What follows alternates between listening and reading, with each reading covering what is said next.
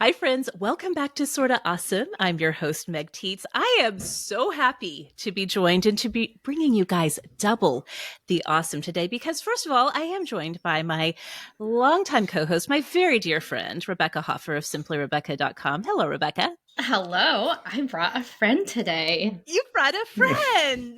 Who did you bring with us today for our conversation? I brought my husband, Nate, and Hi, I am Nate. thrilled to have him Hi, back on the Meg. podcast. Thank you so much for letting me be here, ladies. I'm happy to. Yes, longtime awesomes will know this is not Nate's first nor his second appearance on Sorta Awesome. Nate is a 3-time guest now. I feel like that's got to be a Hall of Fame return guest. The trifecta. Yes. Invited back and back for some more. And I get better every time. So this is going to be the one that's really, really good. The first two, we can just Those throw were just away. practice. Yeah.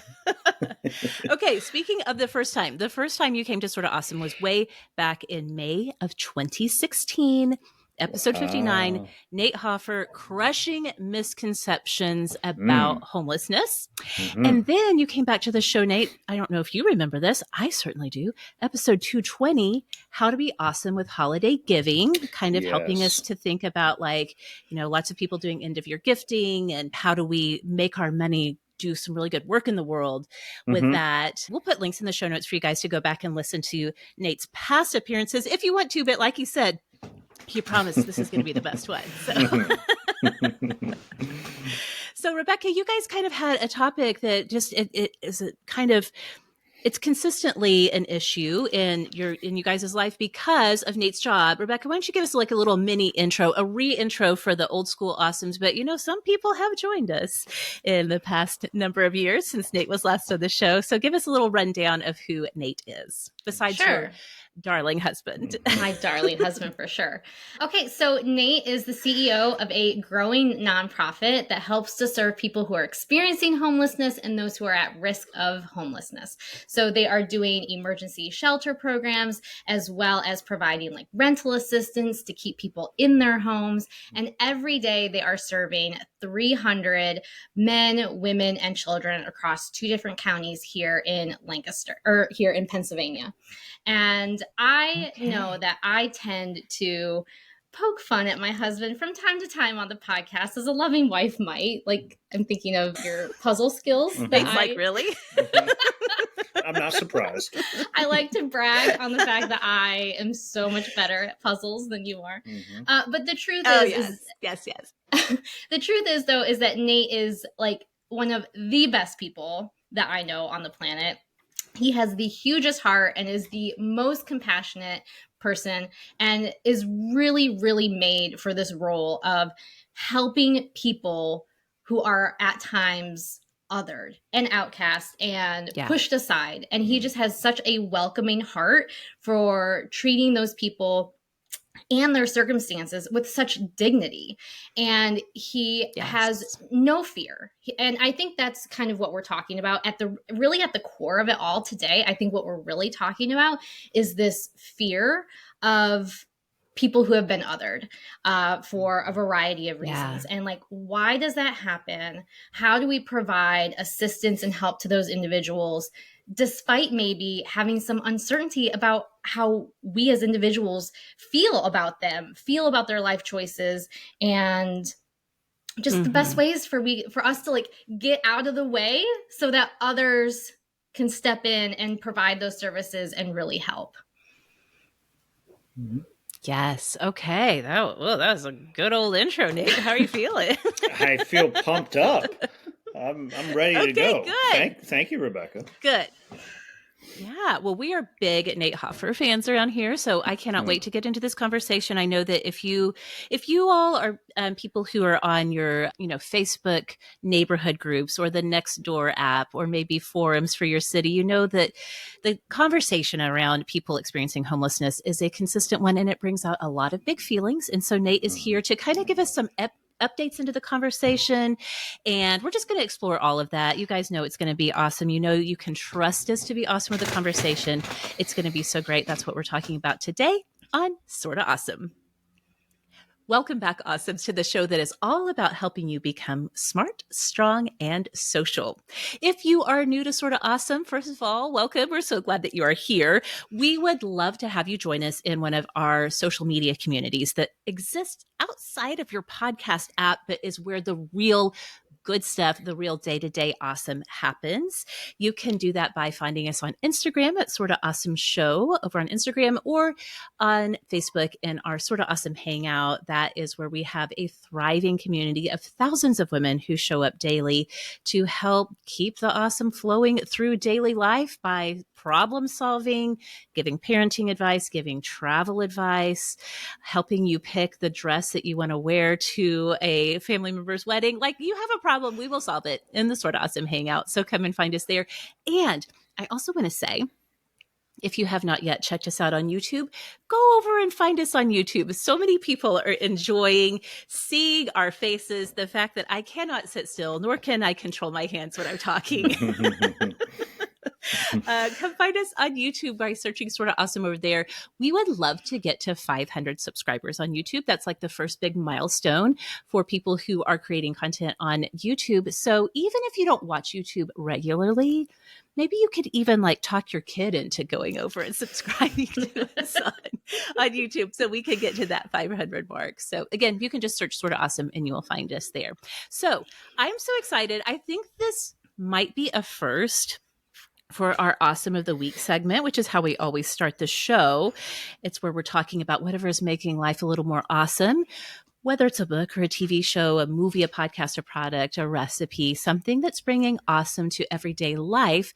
Rebekah and Nate, you guys have a joint Awesome of the Week. And I think this might be the first time we've done that on Sorta Awesome. Correct me if I'm wrong, but it's feeling brand new to me. I think it is brand new. But the truth is that for some reason, in the past, when Nate was on the episodes, we never invited him for the Awesome of the Week segment.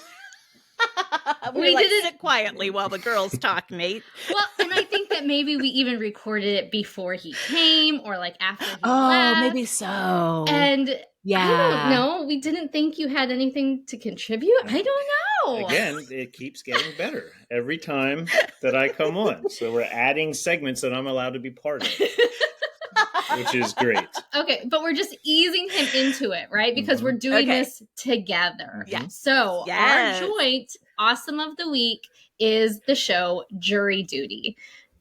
Okay. I don't know this one. Tell me everything. Okay. I haven't watched it. I cannot believe that this has not already been somebody's Awesome of the Week, because this came out in April this year and it has 4 Emmys. I mean, it just like blew up. It is wildly popular. And I felt like we were late to the game to watch it this past weekend.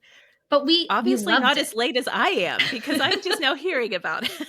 I'm obviously not up on my awards show winners or anything like that.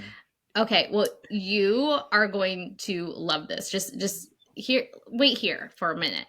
Jury Duty is a documentary style comedy series sharing the jury process of a trial, but every single person is an actor except for one man, Ronald Gladden. Okay. You look confused. And I am a little confused. It is confusing. Okay, so let me just say this again, like just in a little bit of a different way. The way that every single episode starts out is with some text on the screen. And this is what it says. The following series explores the American judicial process as seen through the eyes of a jury. But this is not a normal trial. It is fake. Everyone involved is an actor, except for one person.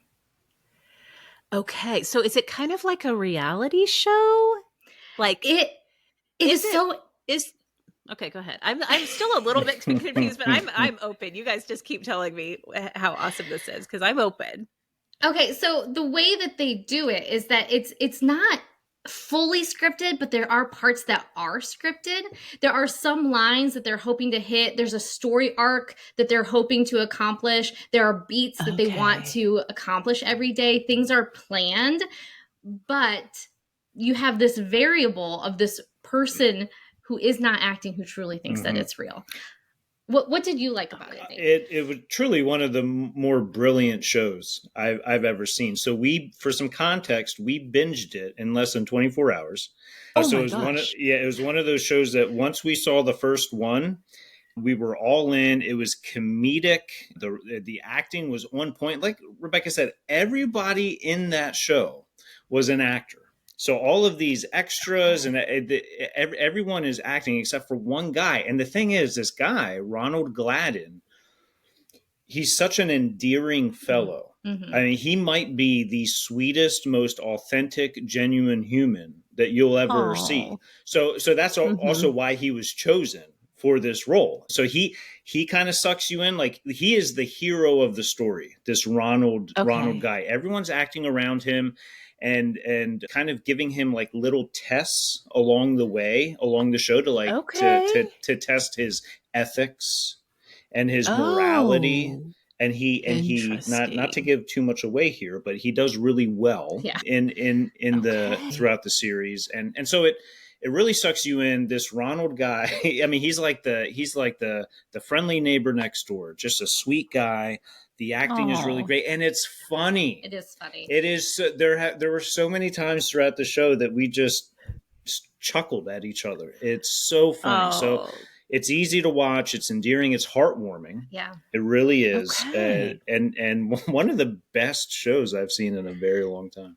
I would say that you can imagine the awkwardness and the camera work of like The Office, but scaled back just enough so that like one person in that office could believe that it was actually real. So it's not like completely bananas, although there are moments that even he, without realizing it was all fake, said, something crazy happens every day. This is like a reality show, you know? So it just was really, and then also on top of that, so it's on Amazon Prime, okay? It's on Amazon Prime. There are 8 episodes. They're just 30 minutes each. Plus, there are bonus episodes where there's cast commentary. And the cast commentary, Nate hasn't watched it, but I binged that super fast because just hearing everybody talk about this different style of acting and directing, and even one big thing that they talked about was having a reality bank, that they sat through hours and hours and hours of boring jury content or boring like courtroom content because they had to make it believable that this was actually real. So anyway, I just, we cannot recommend it highly enough. And I would even check out that bonus content as well. Okay, I'm sold. I absolutely will watch this. I am encouraged by the fact that you both as a couple enjoyed it. You know, one of the more consistent conversations we have in the Hangout especially is my husband and I need a new show to watch. Here's our likes and dislikes. What can we watch together? So I'm super encouraged that you guys watched this together and you loved it. So good. Okay, we're going to put links in the show notes for you guys to go check that out. I know I will be. Okay, I'm going to tell you my Awesome of the Week pretty quickly because I've kind of been sprinkling this around in the different parts of Awesome Nation. That I read a book last month that I really liked, and I am still thinking about it. The book is called Cutting Teeth, and it's by Chandler Baker. And Chandler Baker is kind of like a women's contemporary fiction writer. And so the premise of the book Cutting Teeth, Rebekah, have you heard about this other than me kind of like mentioning it randomly here and there? I really feel like I've heard you talk about it, but I haven't really seen buzz about it. Okay. I mean, I'm very limited in my focus when it comes to books. So if it's not romance, I'm probably not hearing about it. Okay, this is not romance. So I think that the marketing team for the publisher of this book missed their messaging a little bit because I feel like they're marketing Cutting Teeth as like a domestic horror book. Let me see if I can pull up the cover to show you guys really quickly. So the premise of the book is that there's this preschool class of 4-year-olds, and the kids in the class start biting each other, which is, that's fairly normal preschool behavior. But then out of the blue, their preschool teacher is murdered. And so there's all of these questions of like, is this related to this condition that the kids have? They like sort of make an explanation that here, I'm going to show you guys the cover so you can see how they're sort of like messaging it, cutting teeth, and there's like a white picket fence with blood on it. Okay.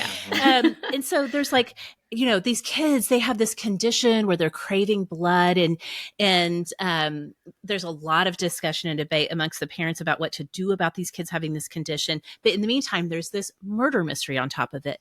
So I feel like the publisher is kind of like putting this out as a book of like a domestic horror book. Like, it's kind of scary. It's spooky. There's kids. They're biting their family. They're biting each other. Their teacher gets murdered. What's going on? And for that reason, I think that this doesn't have quite the positive reviews around it that I think it should have. Because do not go into this book, if you choose to read it, expecting a spooky, scary book about kids that are vampires, okay? Even though the cover, the title, all of it makes it look like that, this is really about motherhood. It's about parenting in this modern era. We follow the lives of 3 moms. You've got your crunchy, holistic, vegan, raw food mom. She happens to be a single mom, so she has a lot of explorations about who she is and how she fits in. And she's a woman of color, how she fits into this like preschool group. We have like this stereotypical like Enneagram 2, takes care of everyone, homeroom mom who's just like covers everything, does everything for everyone. And then we have a mom who left like a really nice high power career in marketing to be like a do part-time work, but also be part-time mom. It's truly like, I don't know if you read the book or watched the series Big Little Lies, which explores home life, what goes on behind closed doors, the inner lives of moms especially. Yes. It's more in the vein of Big Little Lies than I would say in the vein of Bram Stoker's Dracula. Okay. But I really liked this book. I listened to it on audio. Rebekah, you know, I do almost all of my reading on audio. Mm-hmm. The narrator is a woman named January Lavoie. She's very well known in the audio narration community, extremely talented. She does all of these voices. The women, the moms, she gives them their own unique, just like voice. She does the kids' voices in a way. I think doing 4-year-old voices as an adult would be so challenging, but she does it in a way that's not annoying or off-putting. Like, it's very believable the way she does the voices. So I highly recommend it on audio.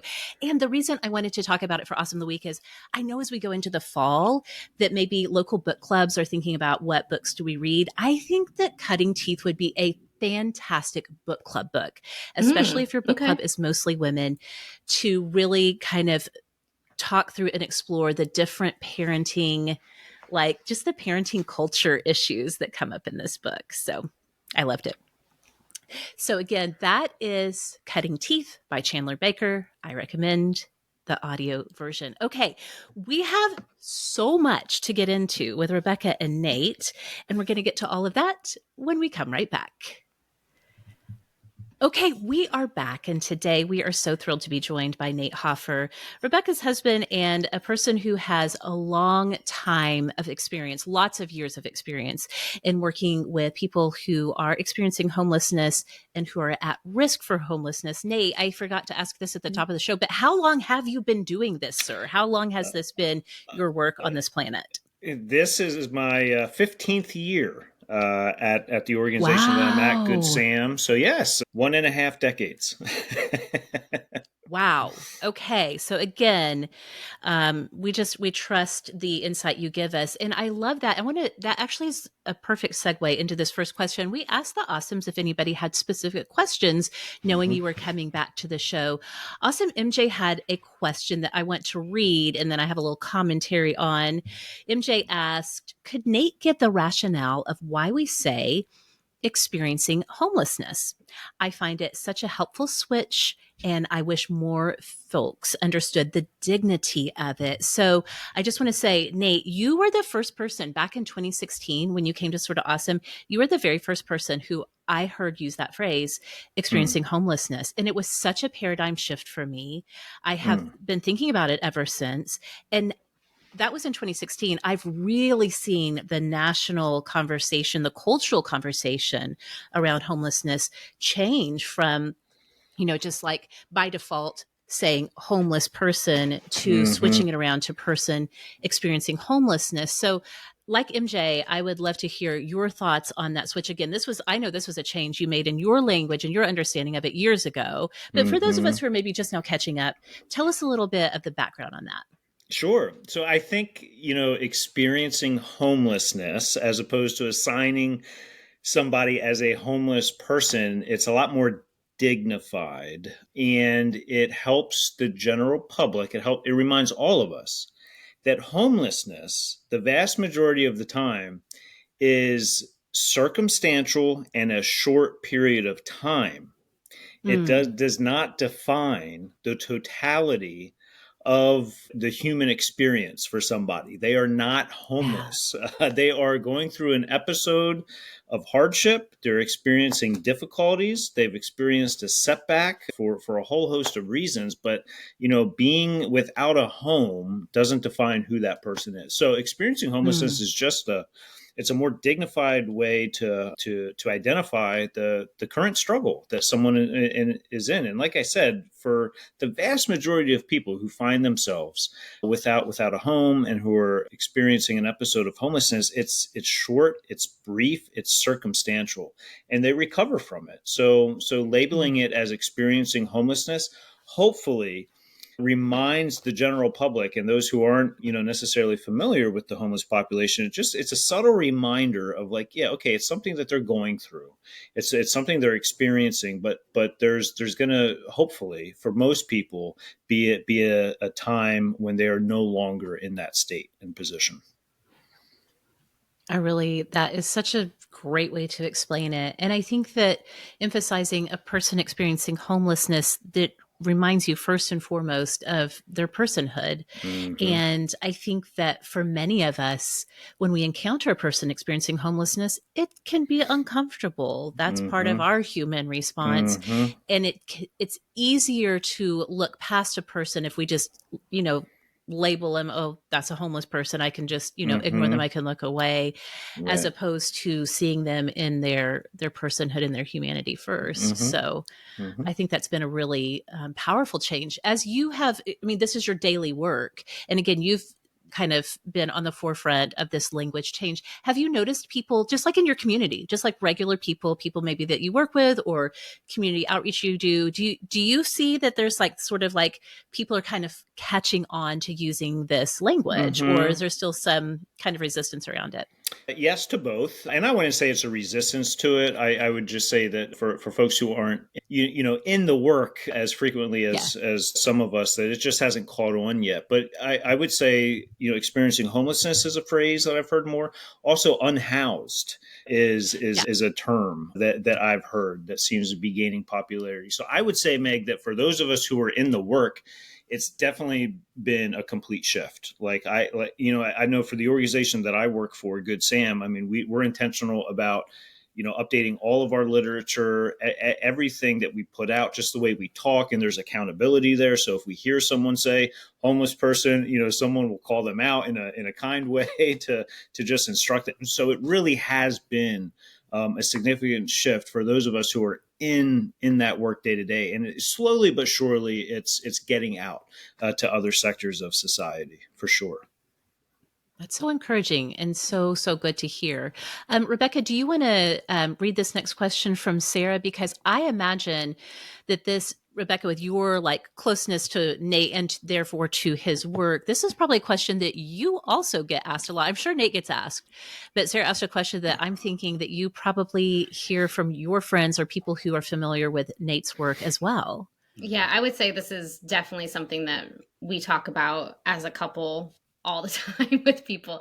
And Sarah's asking, what is the best way to respond when I'm asked for money from somebody experiencing homelessness? She mentioned a story of somebody asking for help for a night stay at a hotel. Somebody else chimed in that every time that she goes to the gas station, she's being asked for money.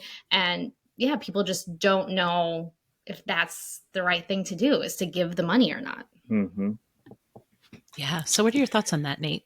Well, I want to preface this by saying that my thoughts don't have to be everyone else's thoughts, Sure. Yeah. because I think that probably the way that I respond to it, might make some people feel uncomfortable. But I always lead with, well, let me say this, that I think the best way to respond to someone who's in need, who's asking for help, the best way is always a way that makes them feel dignified and that Okay. makes them feel seen and that makes them feel human. And now that can be achieved through multiple different responses. It can be giving money. It can be just looking at the person and not shying away from that awkward feeling that you have in that moment. It could be stopping and engaging in conversation. It could be saying hello. It could be whatever you personally in that moment are doing to not allow the discomfort that you're feeling guide the situation. You should in some way move towards how can I just make this person feel dignified in this moment?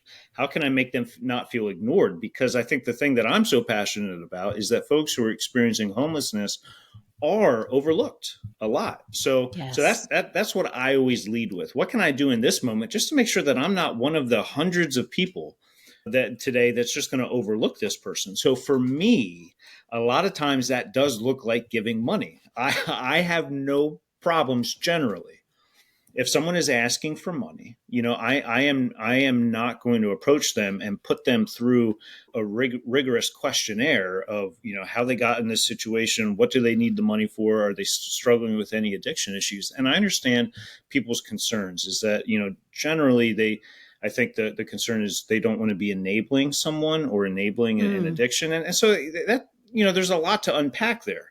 The stigma is that if you're homeless, that you're addicted to drugs or alcohol. Well, that might be up to a third, but that leaves 2/3 of people who are struggling, who are experiencing homelessness, who are not dealing with an addiction. Chances are more of them are struggling with a mental health issue. So I don't lead with assuming that the person is going to take my money and go to the store and buy alcohol. That's the popular thing you hear people say. And the reason, Meg, why I don't do that is because I don't do that with any other area of my life where I'm giving money.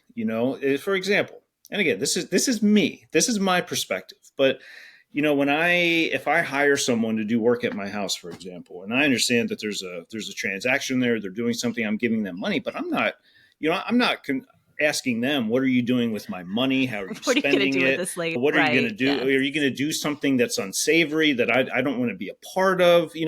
Why is it that when it comes to giving money to people in need, then our detectors really come up? That's when we're super aware of what's being done with the money. Why is it that the people who need it the most, we scrutinize the most? So for me, I do not lead with assuming that someone is going to make a bad choice. They might, and that's life. But I generally don't lead with that. But what I encourage people, because a lot of people feel uncomfortable with that, is, well, there's something you can give. If it's not money, all of us have the capacity to give something. And so this ties back into making, the best response is making sure that someone feels dignified. So can you give your time? Can you give 30 to 60 seconds and just stop and say, hey, sorry you're going through a hard time, but hope things get better for you. Am I aware of any resources in my community that I can get you connected to? Is it just waving and saying hi? We really underestimate. And studies show this. It's remarkable, the power that a smile, the power that a warm smile and looking someone in the eyes might be more impactful than a $5 bill. So many of us choose not to do that because we're letting our discomfort lead us in that situation. So this is an incredibly unique and personal question for everyone to respond to. And it's in that moment. It's situational, right? I mean, if you have 5 kids hanging on your arms, you don't have the capacity to give a lot at that time. Right. So it's very situational. So I don't subscribe to the notion that there's like a blanketed response in this thing. I think, okay. Yeah. I think the best thing to do is to pay attention to how you're feeling at that time, to, what you have the capacity to do, and to be thinking through, what am I giving right now that is making this person feel dignified and feel better, and making them feel seen. Yes. That's usually what I try to do.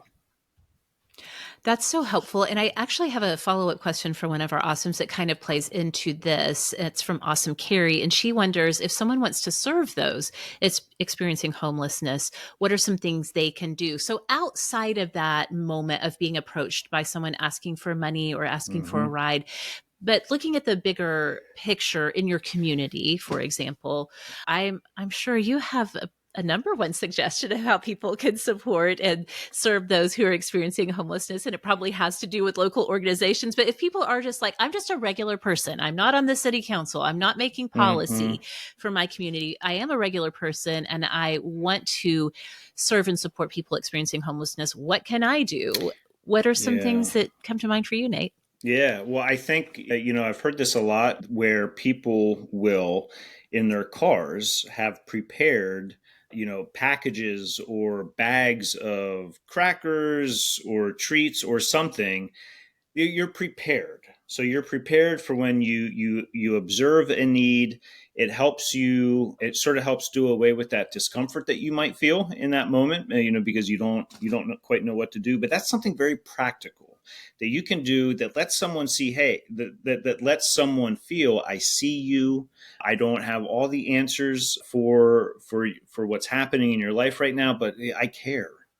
And here's something. Yes. So that's something really that any of us can do, because I'm sure we all see it. We haven't talked about this yet, but Rebekah and I were just talking the other day. Homelessness nationally is rising. So it's a timely topic. People will see headlines of major cities where, there's tent cities popping up and things like that. But really, it's everywhere. It's in rural America. It's in urban America. So if you're listening to this and you haven't seen it, chances are you are going to encounter it at some point. So, just being prepared and maybe having some goodie bags on hand that would be helpful. And also just understanding what resources are available in your community, so that when you have that encounter, you can have an intelligent, compassionate conversation with someone. Hey, do you know how to contact so-and-so? Or can I help make this phone call for you to this resource in the community? That would be a great thing. I know that Rebekah has my business cards that she will hand out to people. So is there an equivalent that, any of the listeners can do? Is there a shelter or housing provider or food bank in your community? Can you stop by and get some brochures and some materials? And can you be armed with those to distribute to people? Because for folks who are experiencing poverty and homelessness, a lot of times they suffer from not understanding the resources that are available in the community. So that's a real bridge that all of us can provide and can be for people. Is knowledge really is power, and it can, and you can help connect the dots for people and where to go for help in your community. I think I remember too, from one of our past conversations, that you kind of had some cautions around, just like, oh, I just cleaned out my closet, I've got all these clothes, I'm just going to drop them off at the homeless shelter. That though you may have a good intention around that and that you think, okay, and there's people that are, experiencing homelessness and they need these clothes, that you kind of had a caution to maybe check with the shelter first and see what their actual needs are. And I imagine that more often than not, rather than in-kind donations that are tangible, which provide, just kind of create maybe some problems on the shelter end, that honestly monetary support might be a better direction to take. Or do you still is that still kind of a thing you would want us to think about? Yes, that is spot on. And I would say that generally, I think people mean well. I think all of us mean well. That when we're cleaning out our closet, when we're getting rid of things, we think, well, I could throw this away, but hey, the local shelter, they're serving poor people. I'm sure they could use it. And I would just say that I think it's important that we give our best and not the rest to people in need. Just because someone is going through a hard time doesn't mean that they should be grateful for anything that they get. So, I know at the organization that I work at, we do frequently have to sort through donated clothes, because we're getting things with rips, with stains, things that none of us would wear. but it's a mentality. So I think, as a, for anyone listening, is like, check your heart. What do you think people who are going through a hard time deserve? What do you really think they deserve? And I would challenge you that they deserve the best. So I know that the shelters that we operate, they're nicer than the home that we live in, that Rebekah and I live in. And that's very intentional. That's very intentional. We when you go above and beyond and you give your best, it really speaks to someone that, hey, like, yeah, you matter. I care about you. I believe in you. And it might sound silly, but like, even like having nice accommodations, nice furniture, nice clothing, things that the rest of us get to enjoy, it can really help to set the trajectory for somebody in their life, to get them thinking differently about themselves, about their self-worth. So when you are cleaning out your closet and donating things, think, is this speaking to someone's self-worth? Is and if the answer is no, then don't put it in the trash if that's where it belongs. So yes, in general, I think the helpful approach with folks who are going through a hard time is to make sure that we're really giving our best and not the leftovers. But I will just chime in and say that as much as Nate's organization has received some things that were less than helpful, thinking of the service providers in your area can be a huge blessing, more than you even realize. Just real briefly, there was a story of a young mom who was bringing her daughter into one of the shelter programs, and the daughter was asking, Mom, am I going to be able to take my Minnie Mouse bed with me? And she's like, no, I don't think so. Or I don't even know. Maybe she didn't even answer because she didn't want to like have the drama of it all. And what do you know? Somebody within the community called within like days or hours of them moving into the shelter, called and said, hey, I have this like little bed. It's a toddler bed. It's a Minnie Mouse toddler bed. Could you guys make use of it? Isn't that just crazy? I mean, we just like all of us, amazing. The staff, our family, we just like cried. We're just like, yes, the goodness of that was just right. And so you just don't know like how much your phone call can like drastically impact somebody just by offering what you have, offering what you have, but then also being mindful of the quality of what you're giving. Absolutely. Absolutely. One more quick question. Well, I say quick, it might have a complicated answer. I don't know before we head to our next break. But Awesome Nicole had a really interesting question. She's kind of wondering about some of the trends, Nate, that you see in this field, in this area of work and innovative solutions that are coming up. And she even said, if a foundation invited you to apply for a $10 million grant to fight homelessness in your community, what would your pitch for that grant look like? And I was like, oh, that's a good question. What are some things that are up and coming? Because we all know everyone likes to complain and have all kinds of opinions about the problem. But what are some upcoming ways that might be developing that we don't know about yet? Well, I want to say too, that if this isn't a hypothetical question and Nicole really does work for a foundation, get in touch with me, Nicole. We can chat about it. It's a very good question. I think to start, it's good and healthy and important to understand that we're probably not going to solve homelessness. Like it's probably not. Yeah, that's it's so true. probably not an issue where, in 20, 30, 40, 50 years, I'm not sure the goal is to eradicate homelessness, because I'm not sure it's feasible. There's so many factors that contribute to homelessness. Domestic violence is the third leading cause of homelessness for women. Are we going to end domestic violence?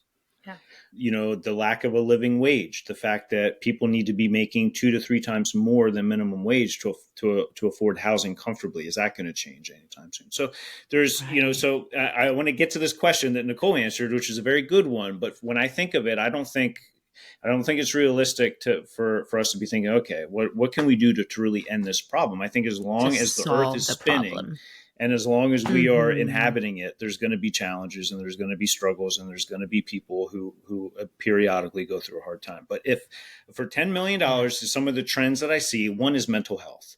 So recently, the organization that I work for, we hired an in-house licensed clinical social worker that is on staff that provides direct counseling to our participants. And that's an investment that's an area that I would invest more into. She, in the first year of her being on staff, she's seen almost 100 of our clients, which is less than 20% of our overall population. So, I would definitely invest more in mental health because, Nicole asked about trends. So COVID sort of wreaked havoc on everybody, and we saw an increase in people needing to access mental health services. Well, the population that we serve is no different.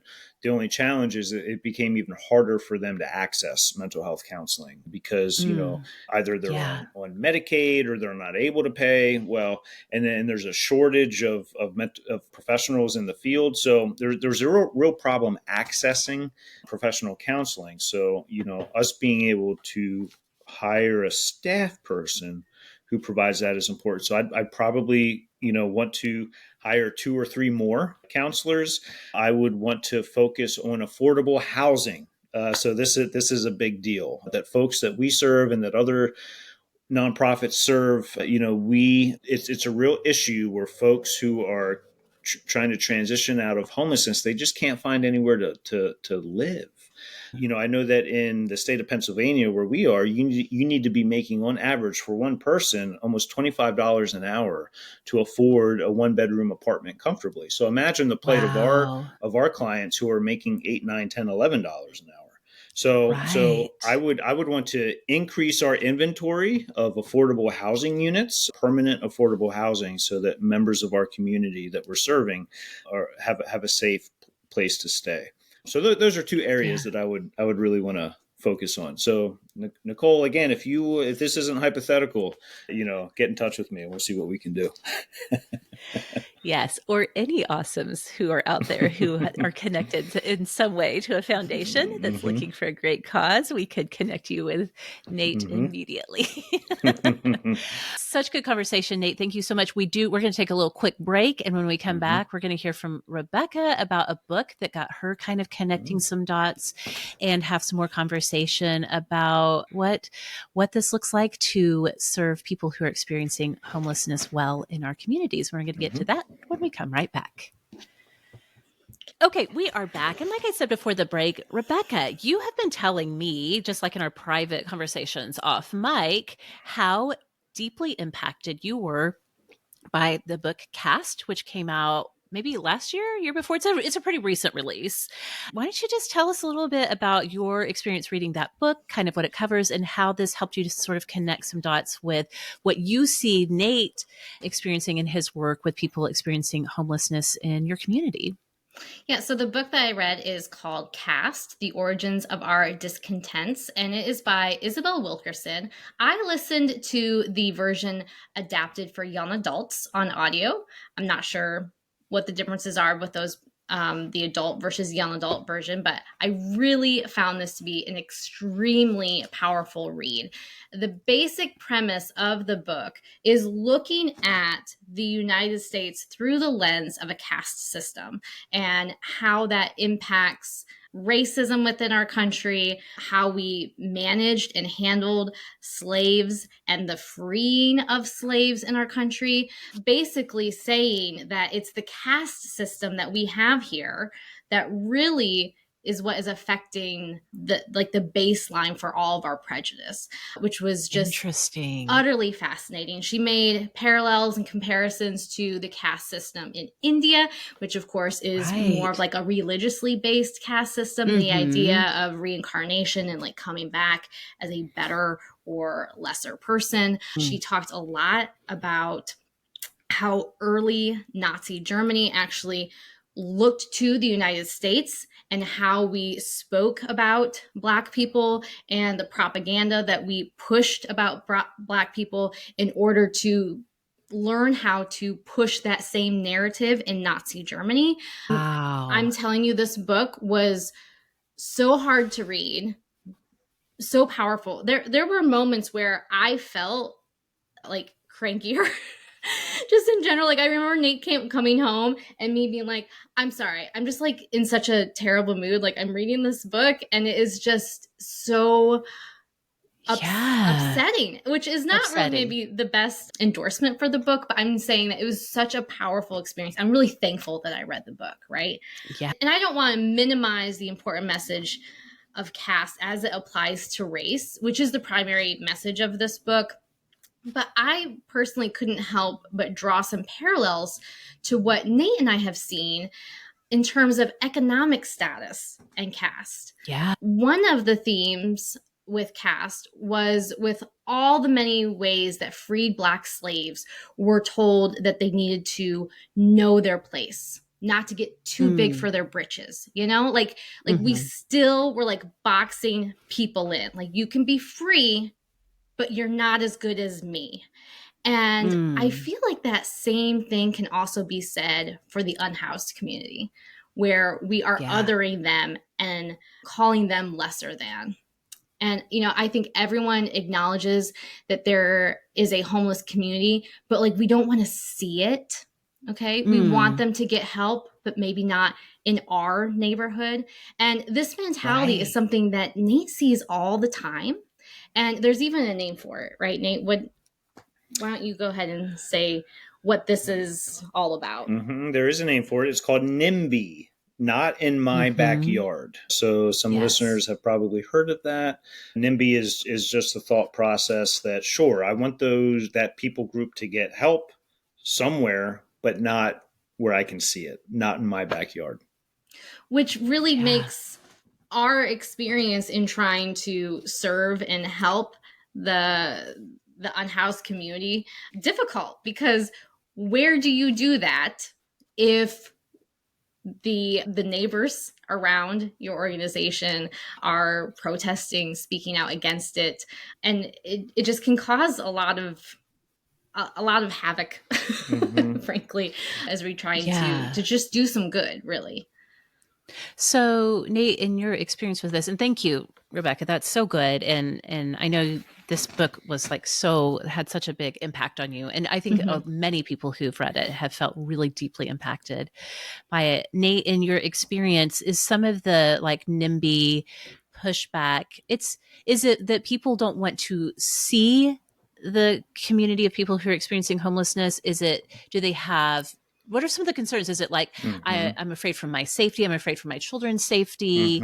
I'm afraid for my property value. I do feel like I keep saying afraid. So apparently I think that it has a lot to do with fear.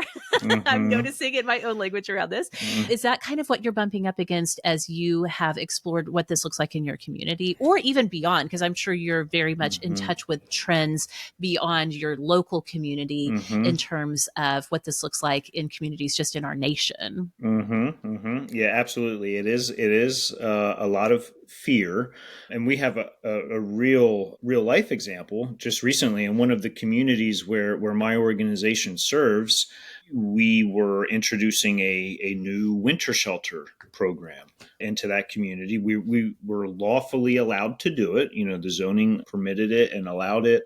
We received all the permits and certificate of occupancies to do it. So everything was above board, but the neighbors really had a hard time with it. And it was so Meg, to your question, it was a lot of, I'm concerned about my kids. Now my kids can't play outside anymore. My kids used to play in the alleyway behind my house. I don't feel safe with them doing that anymore. In multiple communities, I've heard the concern of, my property value is going to decrease. And, every community is different. And every situation is different. So I want to be very clear. There are some communities and situations where these concerns are probably valid. Like they probably are. They could be. But there are other communities where they're not. So, I would encourage people that if you have those concerns, you really owe it to yourself, to the community, and to the people that are being impacted by your thought process to actually do your due diligence and investigate. If you have real concerns about safety, which a lot of people do, a lot of people are very concerned about homeless men in particular. I've really discovered that in my career. It was one thing when we were serving women and children, everyone seemed to applaud that. The moment we started serving men, it became a different story. There's a lot of fear with homeless men. And if you really are concerned about that, really, take the time to actually investigate. The thing that has frustrated me, Meg, real life experience, is that I would hear so many people complain about being scared and being fearful, but yet they never reached out to our organization to engage in conversation, never took the time to come see us, never took the time to get to know any of the people that we're serving. So if you do have that fear in your heart, which I'm not judging you for, but I will judge you if you let that fear dictate solely how you act. You owe it to yourself to say, okay, listen, let me engage with the issue. Let me reach out to ABC organization, nonprofit. Let me spend some time with their staff. Let me ask hard questions. What are you guys doing? How are you helping? These are my concerns. Engage. Don't just take the lazy route and allow your fear to guide your thinking, because that's really harmful. It's really harmful and it's not productive. So safety is one of the big concerns that we hear with NIMBY. Property values, and I always say for property values, and again, this is just my experience in the communities that we serve. We have data that suggests that it has zero impact. Matter of fact, across the street from one of our shelter buildings, it's amazing. There's luxury apartments that went up after we moved in. It has not hindered or altered real estate development and property values at all. Again, because any nonprofit organization that's doing this work, that gets it and that is serious about it, is going to be intentional about making sure that their properties are some of the nicest ones on the block. Yeah. So, that we haven't found that to be true where it impacts property values. So those are a couple of the issues that we get regarding NIMBY. But I would say that, I do understand this concept of being fearful of what you don't know. And I think one thing that I have learned through living with Nate and watching him work is that it's the individual stories that really bring out the compassion within me for people that he's serving. And even just yesterday in the sermon at our church, there was this example given that really made me think about this, where the pastor was talking about our hurts that we sometimes experience in the world and challenging us to look at the source of those hurts at the individual level rather than associating it with the entire people group. And he said, this is how, when you assign that kind of hurt to an entire people group, that's how racism happens. That's how sexism happens. That's how you go from thinking, oh, all Republicans feel this way, all Democrats feel this way, and that causes all kinds of issues and walls that we build up between ourselves and others, where instead looking at the individual. So not all homeless individuals are like this, but I did have this unfortunate situation with this individual, but that doesn't mean that the entire community is this way. It just elevates your level of compassion when you can hear an individual story. I mean, that's the case with anything, right? And any sort of conflict in any kind of way that we can disagree with each other on political issues or worldview or religion. If we have those individual conversations with people, it just really opens up the door for compassion and for the ability to see the other side. And I think that there's just beauty in that's how we build community rather than building up walls. And I think we have seen that the same can be said for those who are experiencing homelessness. Is if you are in a position where you truly do have concerns and you have fears and it is negatively impacting your well-being, we don't disregard that. But let's look at the source. What can the organization that is serving these individuals do to help you to have comfort in your home again, to help you see the compassion and the need for this type of service in your area? Absolutely. Just last week, I was listening to PJ Vote's podcast, Search Engine, where he explores a question every week. And the question he was exploring is, why can't we just turn empty office buildings into apartments? And it's really fascinating. It goes into the history of zoning in the US, which is, guess what? Racist and classist. It's fascinating. And also, kind of like you were saying with Cast, Rebekah, it's just like, what? I had no idea. But in that episode, he also talks about the NIMBY problem, but also, Nate, I don't know if you've heard this. There are people who are YIMBY people, the yes in my backyard kind of activists who are willing to go to bat for communities that need a voice, need representation. And I think, Rebekah, to your point, sometimes it is hearing those personal individual stories that can help us flip the switch internally from being a NIMBY person to being a YIMBY person who is welcoming to the idea of like, let's create some solutions together as a community. And Nate, that kind of brings me to the last question. One of our awesomes, Jessica, was asking about like, what can city leaders do? Not all of us who are listening, not all of us who are awesomes are actively involved in our local city government, but many are. And even if we're not elected to our local city government, we can still be a voice in those proceedings as citizens in our community. She was talking about how she felt like maybe city leaders in her community had kind of maybe not handled things entirely well, and it was leading to some issues with unhoused people and some vandalism, theft, and affecting businesses, and where it kind of like stirs up that resentment towards this community. And so she was wondering, like, more at a like local government level, what are some things as an expert in the field that you see could be done? A lot. That local elected officials really do carry a significant amount of power and influence when it comes to this issue, because it is at the hyper local level, whether you live in a borough, in a city, wherever you live. It is your council members, your mayor, your borough city manager. Those are the folks that are making decisions that dictate who can live where, what kind of property can be used for what, and where it can all happen. I hope that for the community that you live in, that those folks who are elected and in positions of that kind of influence and power, that they don't have the mentality of, just wanting to make the problem go away.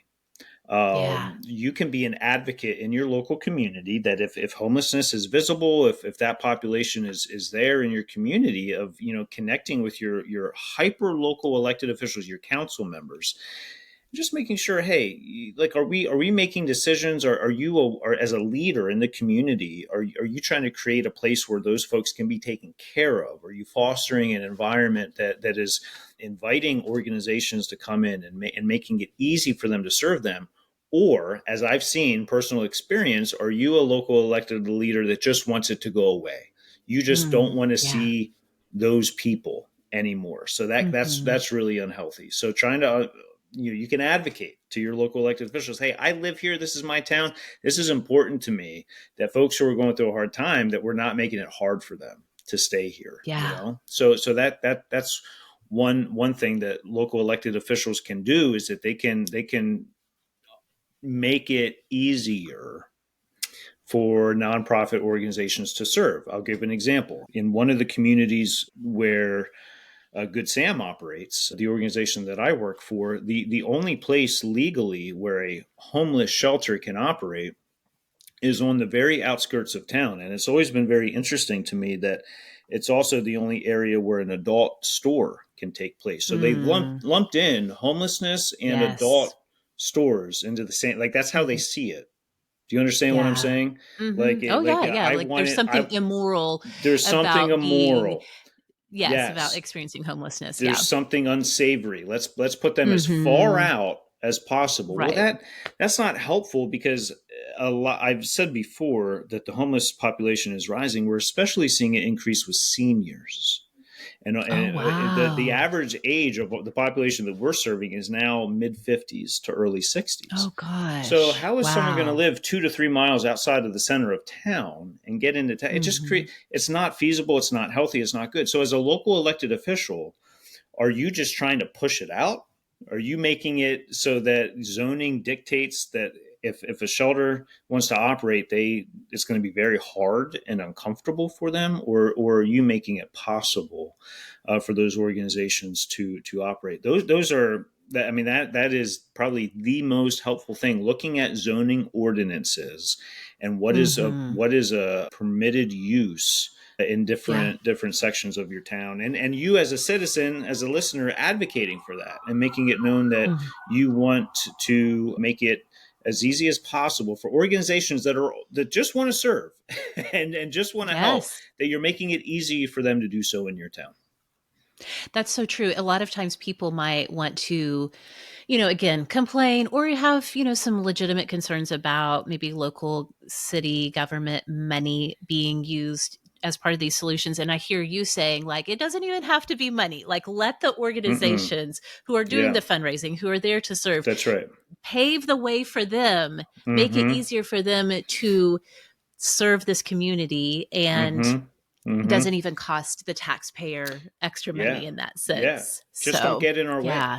Just, literally just don't get, we're not at, many organizations, again, like the one that I work for, we're not getting government funding or city funding. We truly actually just want to help. We just want to help people. So, but so local elected officials can make it very hard. Yeah. Okay. Well, you guys, this has been such a great conversation, as always, when Nate comes and shares his wisdom, and we just love you both so much. Nate, if it's okay with you, could we put a link to Good Sam in the show notes so people can see more about your work? Would that be okay? Please do. That'd be great. Thanks, Meg. All right. Yes. And Rebekah, if people want to find you to talk about this, maybe slip a message to Nate, I don't know, or if they just want to talk to you about whatever, where can we find you all around the web? Well, my website is simplyrebekah.com, and you can find me all over social media at Simply Rebekah. Okay, you can find me at Sorta Awesome Meg in all of the places. Come and find us on social media. Search Sorta Awesome wherever you are. We will be there. We would love to have you join us.